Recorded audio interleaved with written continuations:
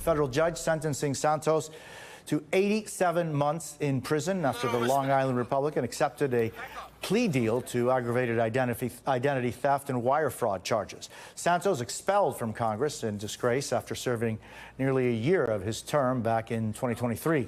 NBC News Capitol Hill correspondent Ryan Nobles is with us with the very latest. Ryan, what penalties did Santos also receive?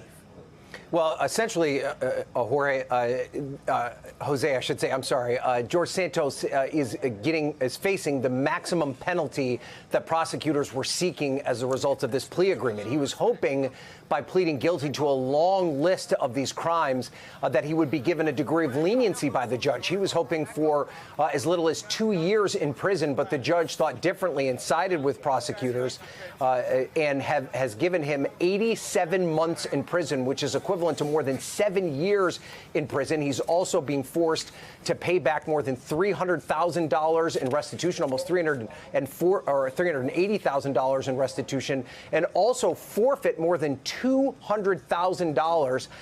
This sentence is far beyond what Santos had hoped, but it's important to keep in mind, Jose, the way that Santos conducted himself after initially agreeing to plead guilty. You know, he had fought back, said that he was going to take this case all the way to a jury at one point, claimed that he was not guilty of any of these crimes against him, despite the overwhelming evidence that prosecutors had. And then he made an abrupt about face, decided to plead guilty tearfully outside the federal courthouse in August of last year, admitted that he was guilty of these crimes, and in many ways throwing himself on the mercy of the court, asking for a lenient sentence.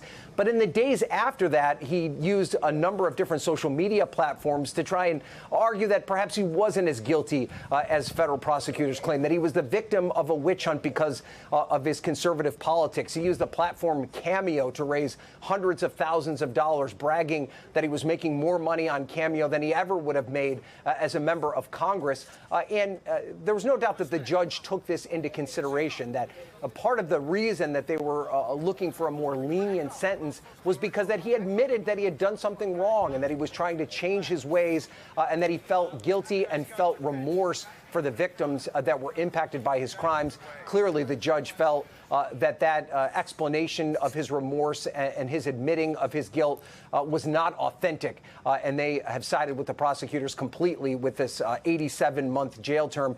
The other interesting thing in the back of all of this, Jose, is the effort that he may be attempting to try and receive some sort of clemency or a pardon from President Trump. This isn't something that he's explicitly asked for, and it's not something that President Trump has even indicated that he'd be willing or open to doing so. But Santos has said in the past that if it was offered, he would certainly accept it.